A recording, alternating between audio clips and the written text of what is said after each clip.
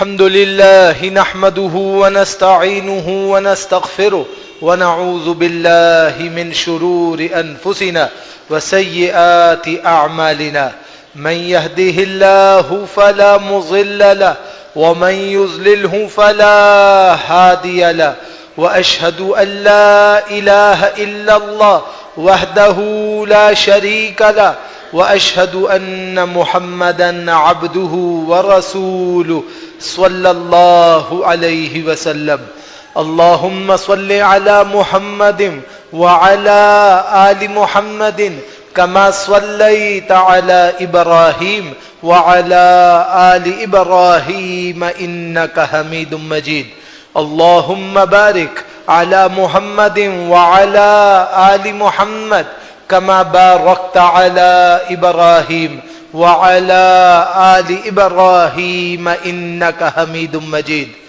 أعوذ بالله من الشيطان الرجيم بسم الله الرحمن الرحيم يا أيها الذين آمنوا اتقوا الله حق تقاته ولا تموتن إلا وأنتم مسلمون يا أيها الذين آمنوا اتقوا الله وقولوا قولا سديدا يصلح لكم أعمالكم ويغفر لكم ذنوبكم ومن يطع الله ورسوله فقد فاز فوزا عظيما يا أيها الناس اتقوا ربكم الذي خلقكم من نفس واحدة وخلق منها زوجها وبث منهما رجالا كثيرا ونساء واتقوا الله الذي تساءلون به والأرحام إن الله كان عليكم رقيبا وقال النبي صلى الله عليه وسلم فإن خير الحديث كتاب الله وخير الحدي حدي محمد صلى الله عليه وسلم وشر الأمور محدثاتها وكل محدثة بدعة وكل بدعة ضلالة وكل ضلالة في النار أما بعد أعوذ بالله من الشيطان الرجيم بسم الله الرحمن الرحيم قال النبي صلى الله عليه وسلم افترقت اليهود على 71 فرقة فواحدة في الجنة و70 في النار وافترقت النصارى على 72 فرقة ف71 في النار وواحدة في الجنة والذي نفس محمد صلى الله عليه وسلم بيده لتفترقن أمتي على 73 فرقة واحدة في الجنة و72 في النار قيل يا رسول الله صلى الله عليه وسلم من هم؟ قال الجماعة. وقال النبي صلى الله عليه وسلم ما أنا عليه وأصحابي. وقال الله سبحانه وتعالى يا أيها الذين آمنوا اتقوا الله حق تقاته ولا تموتن إلا وأنتم مسلمون. وقال النبي صلى الله عليه وسلم من يعيش منكم بعدي فسيرى اختلافا كثيرا فعليكم بسنتي وسنة خلفاء المهديين الراشدين تمسكوا بها وعزوا عليها بالنواجس وإياكم محدثات الأمور فإن كل محدثة بدعة وكل بدعة ضلالة. اما بعد انتہائی مختصر سی حمد و ثنا کے بعد سنن ابن ماجہ کی صحیح روایت ہے رسول اللہ صلی اللہ علیہ وسلم ارشاد فرما رہے ہیں افترقت الیہود علی 71 فرقہ. اسلام مضبوط بلند مجتمع تھا. یہودیوں نے اس میں نقب لگایا اور اسے 71 فرقوں میں ٹکڑوں میں تقسیم کر دیا. ہر ایک اپنے اپنے ٹکڑے کے ساتھ ہو گیا. ان تمام 71 فرقوں میں ایک ایسا فرقہ ہے جو جنت کا اہل ہے اور باقی 70 وہ ٹکڑے ہیں جو جنت میں بالکل نہیں جائیں گے. اس کے بعد یہودیوں کا دور گزر گیا اور عیسائیوں کا دور آ گیا. وَافْتَرَقَتِ النَّصَارَى عَلَى 72 فرقہ. عیسائیوں نے یہودیوں کے جانے کے بعد جو دین بچا اس کے 72 فرقے کر دیے اور اسے 72 ٹکڑوں میں تقسیم کر دیا. فاحدہ وسبعون فی النار. 71 فرقے ایسے ہیں کہ جو سارے کے سارے جہنم میں جانے والے ہیں. وواحدۃ فی الجنہ. ان 71 فرقوں میں سے ایک ایسا ہے جو جنت کے انشاءاللہ اہل بنے گا. والذی نفس محمد بیدہ. اس ذات کی قسم ہے جس کے ہاتھ میں محمد رسول اللہ صلی اللہ علیہ وسلم کی جان ہے. ان کا دور بھی گزر گیا، اب تمہارا دور آ گیا. لتفترقن امتی علی 73 فرقہ. یہودیوں نے 71 فرقے بنائے، عیسائیوں نے 72 بنائے. تم ایک قدم اور آگے بڑھو گے اور تمہاری گروہ بندیاں اتنی پہنچیں گی کہ 73 فرقے تم میں بنیں گے. سب کے سب مسلمان ہوں گے، سب کے سب حامل کتاب و سنہ ہوں گے، سب کی دلیل قرآن ہوگی، لیکن نظریات مختلف ہوں گے، اسلوب مختلف ہوں گے. ان فرقوں میں سے تعداد 73 تک پہنچ جائے گی اور 73 فرقوں میں سے وَسِنْتَانِ وَسَبْعُونَ فِي النَّارِ. 72 طبقے ایسے ہوں گے جو نہ قرآن پہ عمل کریں گے نہ حدیث پہ عمل کریں گے. اس کی بنا پر اللہ تعالی ان 72 فرقوں کو جہنم میں داخل کر دے گا. فواحدۃ فی الجنہ. ایک فرقہ، ایک طبقہ، ایک گروہ وہ ہوگا جو جنت میں داخل ہوگا. اس کے سوا سارے کے سارے جہنم میں داخل ہوں گے. قیل یا رسول اللہ صلی اللہ علیہ وسلم من ہم. اللہ کے رسول صلی اللہ علیہ وسلم آپ بتائیے کہ جو ایک فرقہ ہے جو جنت میں داخل ہونے والا ہے وہ کون ہے؟ قال الجماعہ. فرمایا اس فرقے کا نام ہے الجماعت، یعنی مضبوط قلعے کی صورت میں جمی ہوئی امت محمدیہ یہ جنت میں چلی جائے گی اور اس کے علاوہ جتنے ہزارات ہیں وہ جنت سے محروم ہوں گے. رسول اللہ صلی اللہ علیہ وسلم سے سوال ہوا کہ ہر کوئی کہتا ہے کہ ہم صحیح ہیں اور ہم جنتی ہیں، تو جنت میں جانے والا وہ ایک فرقہ ہوگا کون سا؟ کیونکہ کوئی یہ نہیں کہتا کہ میرے ماننے والے جہنم میں جائیں گے. سب کی دعوت یہی ہے کہ میرے بلانے والے جنت میں ہیں اور فریق مخالف جہنم میں ہے. تو رسول اللہ صلی اللہ علیہ وسلم نے اس کا جواب دیا ما انا علیہ و اصحابی. جس پر میں خود رسول اللہ صلی اللہ علیہ وسلم ہوں اور جس پر میرے صحابہ اکرام ہیں، جو ان کے طریقے پہ چلے گا وہ جنت میں چلا جائے گا، اور جو ان کے طریقے کو چھوڑے گا وہ جنت کا اہل نہیں ہوگا اور وہ جنت میں داخل نہیں ہو سکے گا. اب جب جماعت کا لفظ آ گیا تو یہاں پہ سمجھیے کہ جماعت کے اندر دو قسمیں ہیں. ایک ہے دینی جماعت، ایک ہے بدنی جماعت. دینی جماعت وہ ہے جو قرآن اور سنت کو لے کر کھڑی ہوتی ہے اور اس میں سارے آپ کے اہل السنت والجماعت کے لوگ داخل ہو گئے. آپ یہ نہیں کہہ سکتے کہ اس میں فرقہ غیر مقلدین یا فرقہ وہابیہ یا فرقہ اہل الحدیث صرف یہ داخل ہے.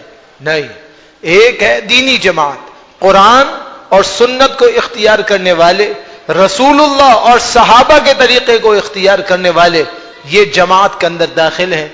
دوسری ہے بدنی جماعت، جو لوگوں کے ٹولے تو جمع کر سکتے ہیں، لوگوں کی تعداد تو جمع کر سکتے ہیں، لوگوں کو انگیج تو کر سکتے ہیں، مگر ان کے پاس اللہ کی تعلیم نہیں، اس کے رسول کی تعلیم نہیں. یہ اللہ اور اس کے رسول کی تعلیم سے فارغ ہیں اور یہ ان سے جدا ہیں. جیسا کہ رسول اللہ صلی اللہ علیہ وسلم فرما رہے ہیں فَإِنَّهُ مَن يَعِيشَ مِنكُم بَعْدِي فَسَيَرَىٰ اخْتِلَافًا كَثِيرًا. جو میرے دنیا سے جانے کے بعد زندہ رہے گا اس کو ایک موٹی نشانی بتا کے جا رہا ہوں کہ وہ اختلاف ہی اختلاف دیکھے گا، پھڈے ہی پھڈے دیکھے گا، جھگڑے ہی جھگڑے دیکھے گا. فَعَلَيْكُمْ बिसुन्नती व सुन्नतिल खुलफाइल महदीयीन अर्राशिदीयीन। मैं तुमको नसीहत करता हूं, मैं तुमको ऑर्डर करता हूं। रसूलुल्लाह सल्लल्लाहु अलैहि वसल्लम फरमा रहे हैं, जब इख्तिलाफ हो, सब मुसलमान हो, सब एक तरफ बुलाने वाले हों और शदीद इख्तिलाफ की नौइयत हो, तो मैं तुमको हुक्म करता हूं कि मेरी सुन्नत से चिमट जाना।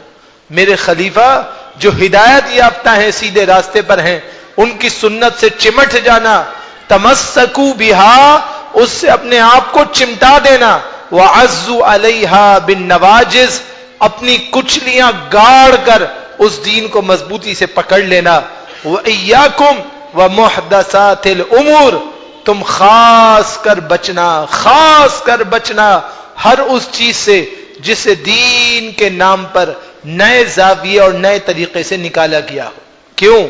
फ़इन्न कुल्ल मुहदसतिन बिदअ, हर नई चीज जो दीन में निकाली जाती है उसे दीन में बिदअत कहा गया है। व कुल्ल बिदअतिन, और हर बिदअत बिलाखिर अंजाम के एतबार से कहां है? दलाला, इंसान को राह हक से भटका देने वाली है। तो हर बिदअत, हर वो नई चीज, हर वो तमाशा जो मुसलमानों में इख्तिलाफ की सूरत में तुम देखोगे, वो तुम्हें गुमराही की तरफ ले जाएगा। तुम उससे बचना और कुरान और सुन्नत को अपना जाविया बनाना, कुरान और सुन्नत को अपना दीनी मनहज बनाना। अगर तुम इसे बनाओगे तो तुम कामयाब हो जाओगे, और अगर इसे छोड़ोगे तो इख्तिलाफ में दाखिल होगे।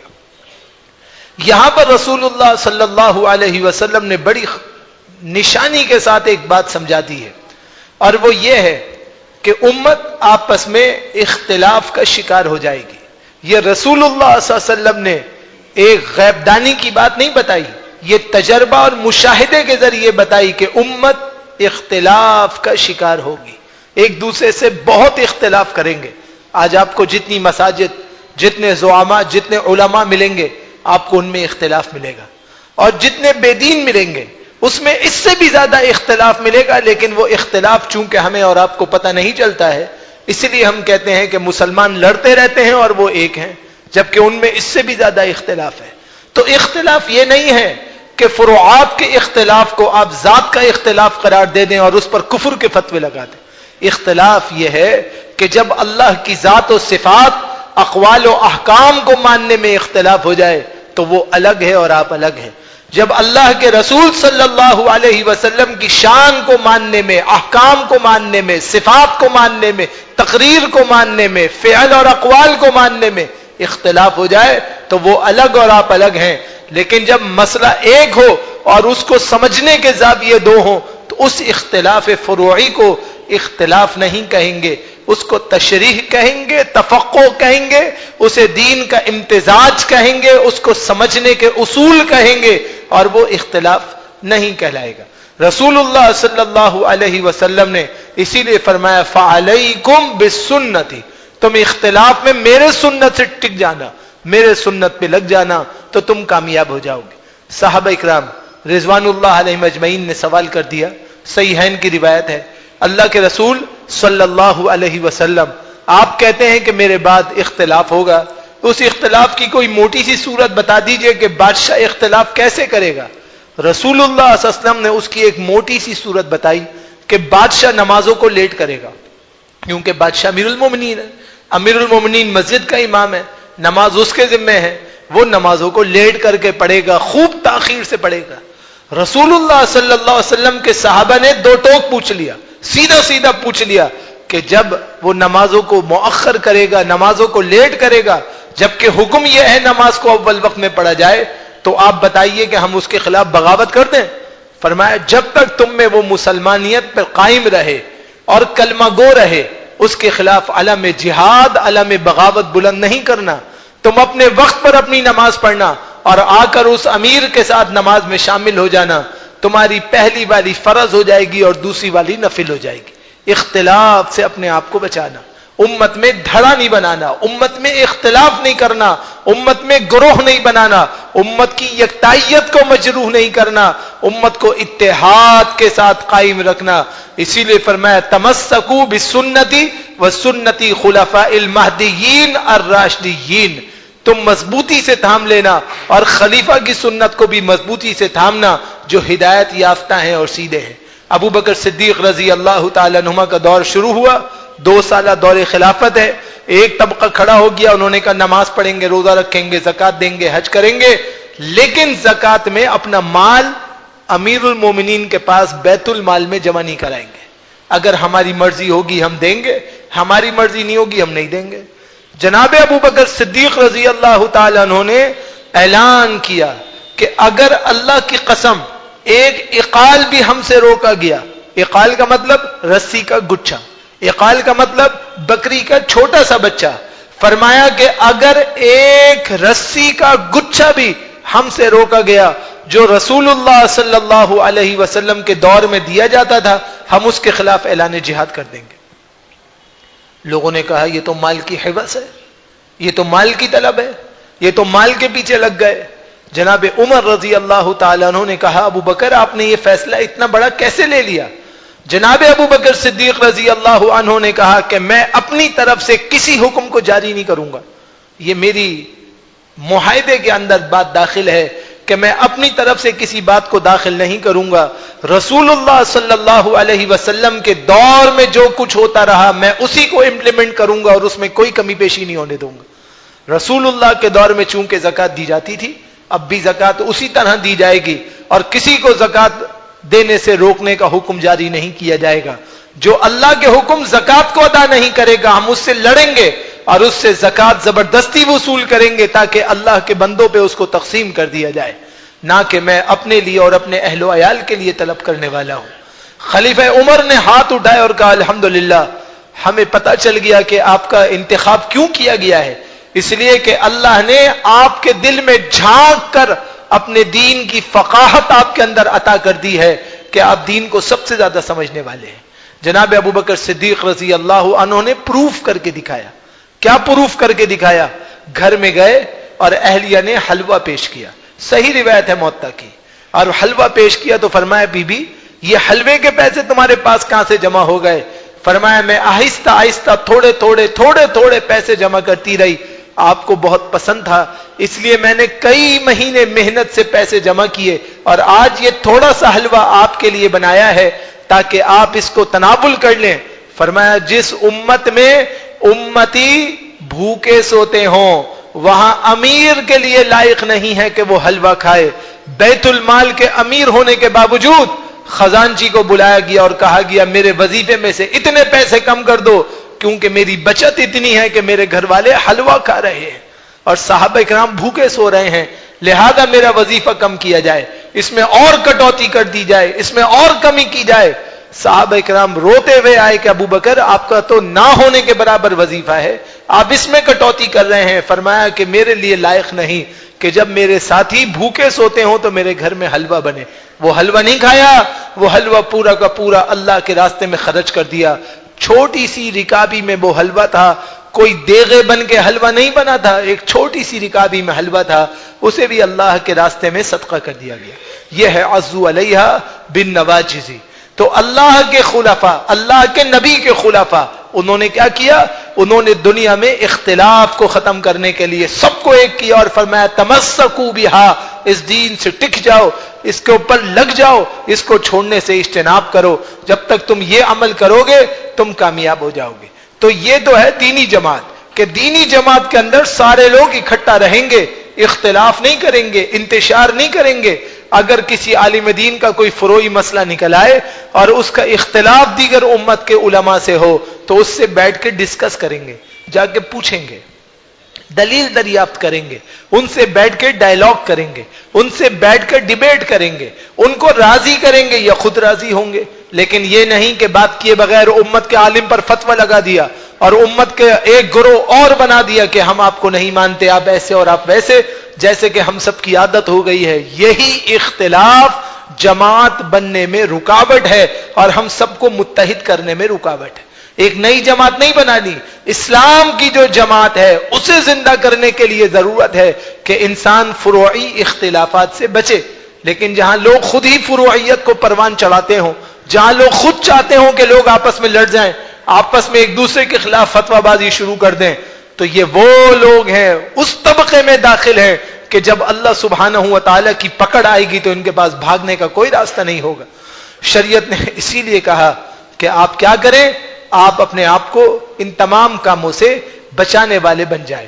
الفرق بین الفرق, ابو بکر بغدادی رحمہ اللہ کی ایک مشہور کتاب ہے, اس کے اندر وہ لکھتے ہیں کہ وفات رسول صلی اللہ علیہ وسلم کے وقت مسلمان دین کے اصول اور فروع میں بالکل متفق تھے, ان کے اندر ذرا سا بھی اختلاف نہیں تھا. یہ جتنے اختلافات ہوئے یہ سب بعد میں ہوتے گئے, لوگ اپنے ذہن کے مطابق تشریح کرتے گئے اور اختلاف ہوتے گئے. لہذا ہم اسی چیز کی طرف اگر پلٹ جائیں جو اللہ اور اس کے رسول کا حکم ہے تو یقیناً ہمارے اندر ایک اتحاد پیدا ہو سکتا ہے اور ہم اختلافات سے اپنے آپ کو بچا سکتے ہیں اور گناہوں سے خود کو بچانے والے بن سکتے ہیں. اسی لیے رسول اللہ صلی اللہ علیہ وسلم ارشاد فرما رہے ہیں افترقت الیہود, جو لوگ اللہ کے غصے کا شکار ہو گئے وہ یہودی تھے جنہوں نے اللہ کے دین کو چیلنج کیا اور اس کی اتحاد اور یکتائیت کو شیرازے میں تبدیل کر دیا, اختلاف کے اندر مبتلا کر دیا. یہ مسلمانوں کا شیوا ہے ہی نہیں. جب مسلمانوں کا شیوا نہیں ہے تو مسلمانوں کو کیا چاہیے؟ مسلمانوں کو چاہیے کہ وہ ایک ہو جائیں اور مسلمانوں کو چاہیے کہ قرآن و سنت کی تابعداری کے اندر داخل ہو جائیں تاکہ اللہ سبحانہ و تعالیٰ کے ہاں ان کا وہ بلند و بالا درجہ ہو جس کے وہ اہل ہیں اور قرآن و سنت کی مطابقت میں وہ داخل ہونے والے بن جائیں. جب تک یہ اس میں داخل نہیں ہوں گے اس وقت تک اللہ سبحانہ و تعالیٰ کے ہاں ان کا درجہ بلند نہیں ہوگا. پھر ایک مسئلہ یہ ہے کہ کیا اپنے آپ کو سلفی کہنا جائز ہے؟ کیا یہ مسلک کی ہوا نہیں ہے؟ آپ اپنے آپ کو کہتے ہیں کہ ہم سلفی ہیں, ہم اہل حدیث ہیں, ہم اثری ہیں, کیا یہ فرقہ نہیں ہے؟ لوگ کہتے ہیں یہ بھی فرقہ ہے, ایک طرف حنفی ہے دوسری طرف غیر مقلد ہے, ایک طرف حنفی ہے دوسری طرف سلفی ہے, ایک طرف اثری ہے دوسری طرف بریلوی ہے, اگرچہ سارے آلو سننا میں ہیں. تو جو آپ نے اپنے لیے ایک سلفی کا لفظ پسند کر لیا, اثری کا لفظ پسند کر لیا, اہل حدیث ہونے کا لفظ پسند کر لیا, تو کیا یہ درست ہے یا نہیں ہے؟ تو اس بارے میں سب سے پہلے ہم آپ کے سامنے 4 مشہور محدث علماء کا نام ذکر کریں گے. ایک ہیں عبداللہ بن باز رحمہ اللہ جو مفتی اعظم تھے سعودی عرب کے, دوسرے ہیں ناصر الدین البانی رحمۃ اللہ علیہ, تیسرے ہیں شیخ مقبل بن ہادی, چوتھے ہیں صالح الفوزان جو اب مفتی اعظم ہیں موجودہ سعودی عرب کے. ان چاروں کا متفقن فیصلہ یہ ہے کہ جب ان سے سوال کیا گیا کہ مسلمان اپنے آپ کو سلفی کہلاتے ہیں تو کیا سلفی کہنا جائز ہے؟ فرمایا دیکھو اصل کیا ہے, اصل یہ ہے کہ سلفی سلف سے نکلا ہے, اثری اثر سے نکلا ہے. یہ صحابہ اکرام پر لفظ بولا جاتا تھا, تو اگر کوئی محبت میں ان کی طرف نسبت کر دے تو اس نسبت میں کوئی عیب نہیں, اس لیے کہ اس سے فرقے کی بو نہیں آتی, اس سے اتحاد کی مہک آتی ہے, اس سے صحابہ اکرام کے نقش قدم پہ چلنے کی مہک آتی ہے. تو اگر کوئی اپنے آپ کو سلفی کہہ دے تو یہ درست بات ہے کیونکہ اس کے اندر کوئی عیب نہیں. ناصر الدین البانی رحمہ اللہ سے مجلس میں سوال کیا, محدثین کی مجلس بیٹھی ہے, درس حدیث ہو رہا ہے, طلبہ لکھ رہے ہیں, شیخ بیان کر رہے ہیں, وہاں پر ایک نے کہا جی مجھے سوال کرنا ہے. اب شیخ البانی رحمہ اللہ آخری عمر میں نابینا ہو گئے تھے, ان کو نظر نہیں آتا تھا, تو ان کے شاگرد نے اشارہ کیا رک جاؤ, جب شیخ اپنی بات ختم کریں گے تو پھر میں آپ سے سوال کراؤں گا. جب شیخ کی بات مکمل ہو گئی تو شاگرد نے کہا جی ایک سامع بیٹھا ہے, سننے والا بیٹھا ہے اور وہ چاہتا ہے کہ وہ شیخ سے سوال کرے. شیخ نے کہا بولیے. اس نے کہا جی آپ کہتے ہیں فرقہ واریت کو ختم کر دو, آپ تو خود فرقہ واریت پھیلانے والے ہیں. بہت سخت سوال ہے, عام عالم سے سوال نہیں کیا جا رہا, وقت کے عظیم محدث سے سوال کیا جا رہا ہے. مجلس حدیث کی سجی ہے, بیٹھنے والے سارے بڑے علماء ہیں اور شیخ کی تصنیف بھی ساتھ ساتھ چل رہی ہے اور شیخ کا درس حدیث ہے. اس نے سوال کیا کہ فرقہ واریت پھیلانے والے سب سے بڑے آپ ہیں, آپ کی وجہ سے فرقہ پھیلا ہے, آپ کی وجہ سے امت میں انتشار ہوا ہے. شیخ نے کہا بھائی وہ کہتے ہمیں بھی سمجھاؤ. اس نے کہا آپ اپنے آپ کو کیا کہتے ہیں؟ فرمایا نحن اصحاب الحدیث, ہم اہل حدیث اپنے آپ کو کہتے ہیں, ہم اہل حدیث ہیں. اس نے کہا یہی فرقہ ہے, آپ کو کہنا چاہیے کہ میں مسلمان ہوں. آپ نے مسلمان کہنے کے بجائے اپنے آپ کو اہل حدیث کہہ دیا, یہی فرقہ ہے, آپ اسی کو ہوا دیتے ہیں اور آپ کے ماننے والے اسی پر تشدد کرتے ہیں اور مسلمانوں کو اپنے آپ سے جدا کر کے اپنے آپ کو اہل حدیث کہتے ہیں. ناصر الدین البانی رحمۃ اللہ علیہ نے جب یہ بات سنی تو کہا کہ ہمیں تو شرف ہے اس بات پر کہ ہم اہل الحدیث ہیں اور ہم اسی کو کہتے رہیں گے. اور اس کی مثال ایسی ہے کہ ایک باپ کے 5 بیٹے ہیں, ان پانچوں کے نام الگ ہیں. اب اولاد میں سے بعض یہ کہے کہ میرے ابا نے اولاد میں تفریق کر دی کہ اس کا نام زید رکھا تو میرا نام زید کیوں نہیں رکھا, اس کا نام بکر رکھا تو میرا نام بکر کیوں نہیں رکھا. جیسے اولاد کے نام ہیں اس طرح امت کے نام ہیں. جیسے بغیر نام کے بچے کی کوئی شناخت نہیں ہے, ایسے ہی بغیر نام کے دین کی کوئی شناخت نہیں ہے. لوگوں کی نسبتیں لوگوں کی طرف ہیں, ہماری نسبتیں اللہ اس کے رسول کی طرف ہیں. نحنو اشراف باصحاب الحدیث, ہم تو اصحاب الحدیث میں معزز ترین اپنے آپ کو سمجھتے ہیں کہ ہم نے کسی شخصیت کی طرف اشارہ کرنے کے بجائے اللہ اور اس کے رسول کے کلام کی طرف خود کو پلٹا دیا اور اپنے آپ کو حدیث کے ماننے والے بنا دیا. ایک نے سوال کیا تو پھر آپ کو اپنے آپ کو اہل قرآن کہنا چاہیے. فرمایا اہل القرآن ہم اہل الحدیث, اصل میں تو اہل الحدیث وہ ہیں کہ جو اہل القرآن بھی ہیں اور اہل الحدیث بھی ہیں, اس لیے کہ اللہ نے قرآن کو خود حدیث کہا کہ اللہ نزل باحسن الحدیث, اللہ رب العالمین نے احسن الحدیث کو نازل کر دیا ہے. تو جب قرآن کو خود حدیث کہا تو یہ لفظ مشترک ہے قرآن پر اور حدیث پر, تو جو قرآن اور سنت مانے وہ خود بخود اہل حدیث میں داخل ہوگا. پھر ایک شیخ نے اور سوال کیا اور وہ نقیض ہے, یعنی اشارہ ہے. اس نے کہا ایک آدمی ہے اپنے آپ کو نسبت کرتا ہے کسی بھی مسلک کی طرف, نام ذکر نہیں کیا, عمومی بات کی. ایک شخص ہے اپنے آپ کو منسوب کرتا ہے کسی بھی مسلک کی طرف. آپ سمجھ لیجئے آسان لفظوں میں, ایک آدمی ہے حنفی ہے لیکن وہ قرآن کو مانتا ہے اور حدیث کو مانتا ہے, تو کیا وہ حنفی ہے یا اہل حدیث ہے؟ فرمایا وہ اس کی جو بھی نسبت ہو اس کو مبارک ہو, لیکن وہ اہل حدیث ہے. اس لیے کہ مسلمانوں میں ہر وہ شخص جو قرآن اور سنت کو قبول کرنے والا ہے اور قرآن اور سنت میں تفریق کا قائل نہیں ہے, وہ اہل حدیث ہے اور وہ قرآن اور سنت کو فالو اپ کرنے والا ہے. تو اہل حدیث ہی اصل میں سلفی ہیں. آپ علماء احناف کے محدثین سابقین کو دیکھ لیجئے, انہوں نے اپنے آپ کو سلفی ہی کہلایا ہے, کبھی انہوں نے اپنے آپ کو کچھ اور نہیں کہلایا. سلفی صحابہ کے ماننے والے, اثری صحابہ کے ماننے والے, اہل الحدیث صحابہ کے ماننے والے, اصحاب الحدیث صحابہ کے ماننے والے. تو جو اللہ اور اس کے رسول کو ماننے والے اور ان کے ارشادات کو قبول کرنے والے اور ان کے صحابہ کو ماننے والے, وہ سارے کے سارے سلفیت میں داخل ہیں اور ان سب کو سلفی کہا جاتا ہے. لہذا سلفیت کو شریعت کی اصطلاح میں کیا کہا گیا ہے؟ شریعت کی اصطلاح میں اہل السنہ والجماعت, انہی کو کہا گیا ہے جو اللہ اور اس کے رسول کے ماننے والے ہیں. خواہ ان کی نسبت کسی بھی شہر کی طرف ہو جائے, کسی بھی ذات کی طرف ہو جائے, کسی بھی شخص کی طرف ہو جائے, وہ سارے کے سارے اہل السنہ والجماعت میں داخل ہیں. تو اہل السنت والجماعت کا طریقہ یہ ہے کہ وہ سنت کو پکڑیں گے, بدعت کو چھوڑیں گے اور بدعت سے خود کو بچائیں گے. جیسا کہ رسول اللہ صلی اللہ علیہ وسلم نے فرمایا, من عمل عملا لیس علیہ امرنا فہو رد, جو طریقہ ہم میں ہے ہی نہیں, جب ایک شخص اس کو چھوڑنے والا بنے گا تو وہ عمل اللہ کے ہاں مقبول ہو جائے گا. اور جو طریقہ ہم میں ہے ہی نہیں, ایک آدمی اس کو اختیار کرنے والا بنے گا تو اس کا طریقہ بھی غلط ہے, وہ خود بھی غلط ہے اور وہ اللہ سبحانہ و تعالیٰ کی رحمتوں سے خود کو دور کرنے والا بنے گا. لہذا خلاصہ یہ بنا کہ اہل السنت والمنہج, اہل السنت والجماعت کا منہج, سلفی جماعت کا منہج, اثری جماعت کا منہج, اصحاب الحدیث اہل الحدیث کا منہج کیا ہے؟ اللہ کا کلام اور رسول اللہ کا فرمان. اگر اس کے علاوہ تیسری چیز آ جائے تو یہ اصحاب الحدیث میں داخل نہیں ہیں, یہ اہل الحدیث اور اثری اور سلفی نہیں ہیں, کیونکہ انہوں نے ایک تیسری چیز کو قبول کر لیا ہے. ہر مسلمان جس کا نام مسلمان ہو وہ قرآن اور سنت پہ عمل کرنے والا ہو, وہ اہل الحدیث میں داخل ہوگا اور اصحاب الحدیث میں داخل ہوگا اور اسی طبقے میں داخل رہے گا. اللہ سبحانہ و تعالی سے دعا کرتے ہیں اللہ رب العالمین آخری وقت تک قرآن و سنت سے چمٹے رہنے کی توفیق عطا فرمائے اور اپنے عقیدے اور منہج کو صحیح رکھنے کی توفیق عطا فرمائے. اقول قولی ھذا استغفر اللہ لی ولکم ولسائر المسلمین.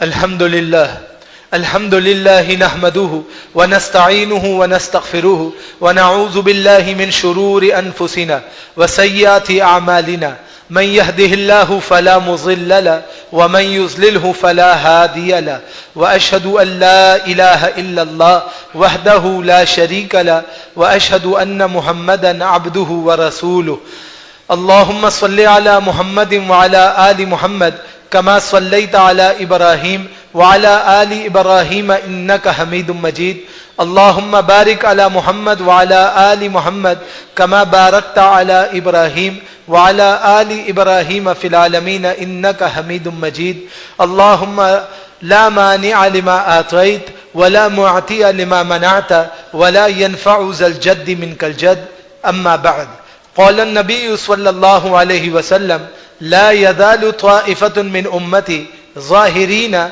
حتى يأتيهم أمر الله وهم ظاهرون اما بعد رسول اللہ صلی اللہ علیہ وسلم کی صحیح حدیث ہے میری امت کا ایک گروہ ہمیشہ غالب رہے گا اور اس میں علمی دینی غلبہ بھی رہے گا.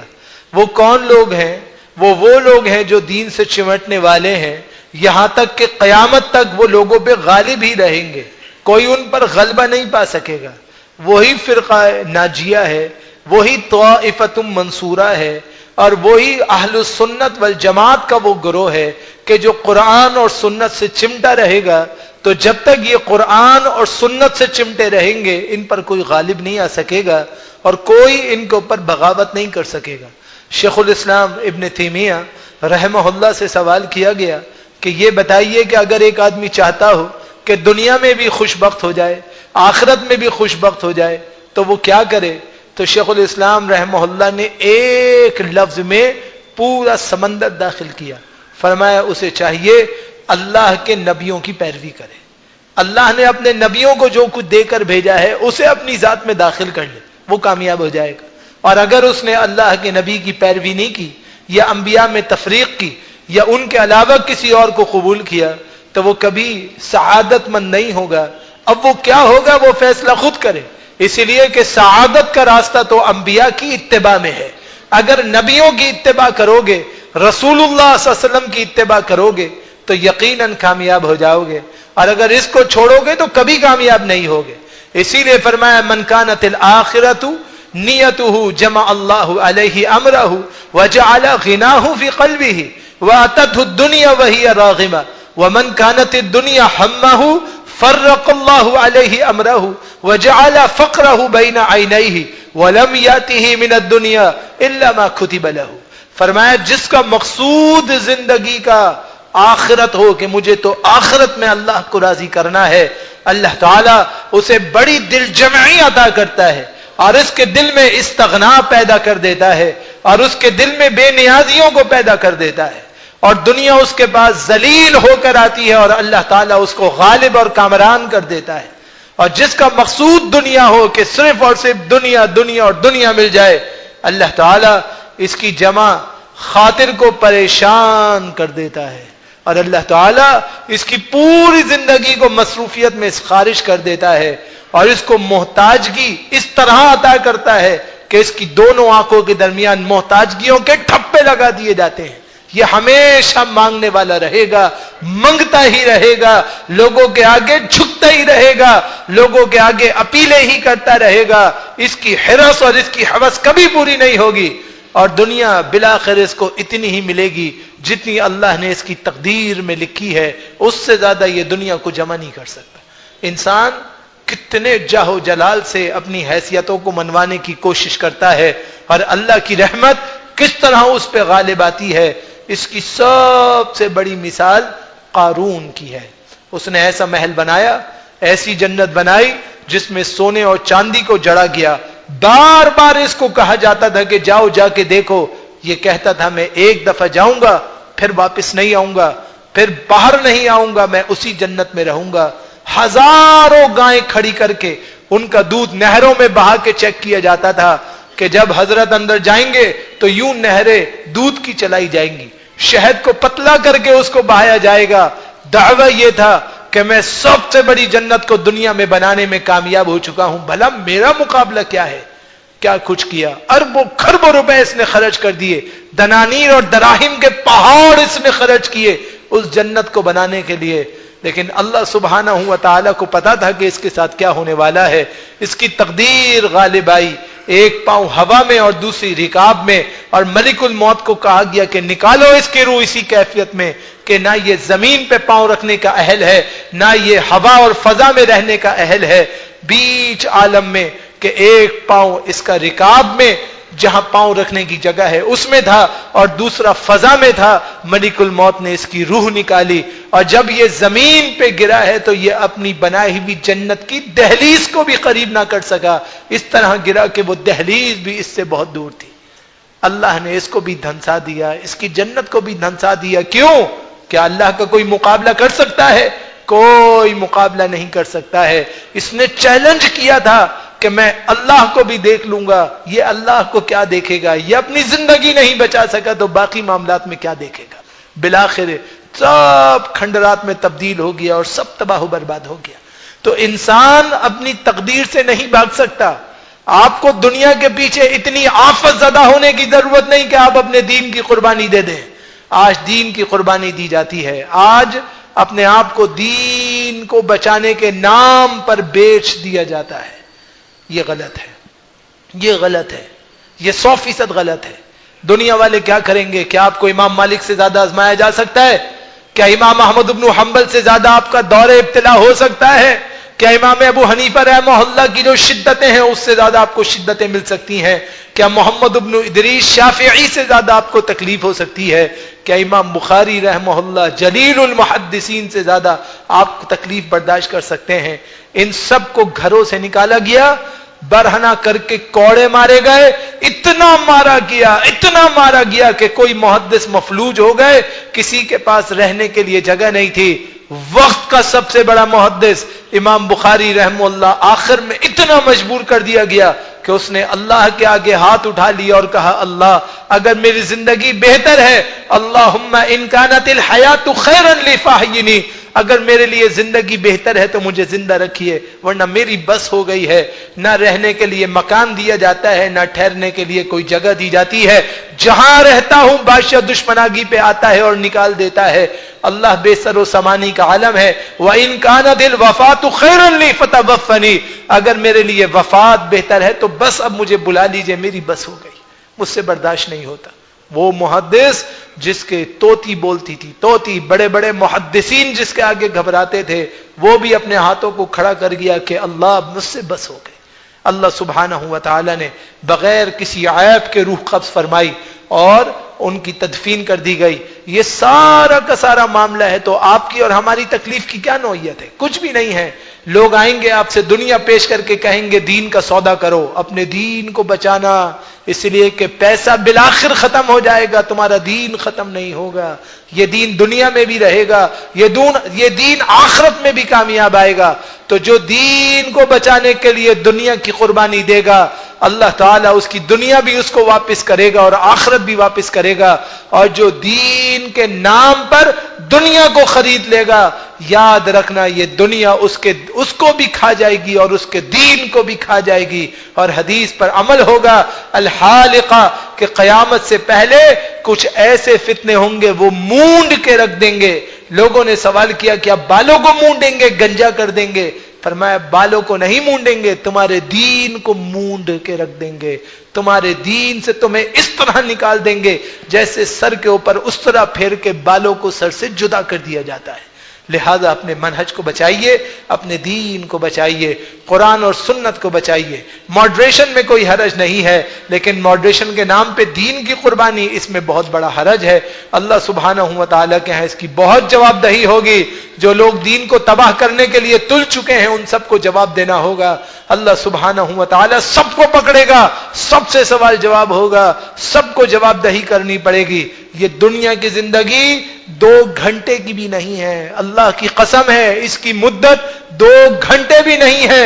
रसूलुल्लाह सल्लल्लाहु अलैहि वसल्लम ने फरमाया कि तुम ऐसे हो जाओ कि तुम या तो सुबह मरने वाले हो या शाम मरने वाले हो। साहबा इकराम दुनिया को ठोकरों पे रखते थे, इसीलिए अल्लाह ने उन्हें पूरी दुनिया का ताज बना के लोगों के सरों पे मुसल्लत कर दिया क्या सहाबा की मुखालिफत नहीं हुई? आज तक होती है।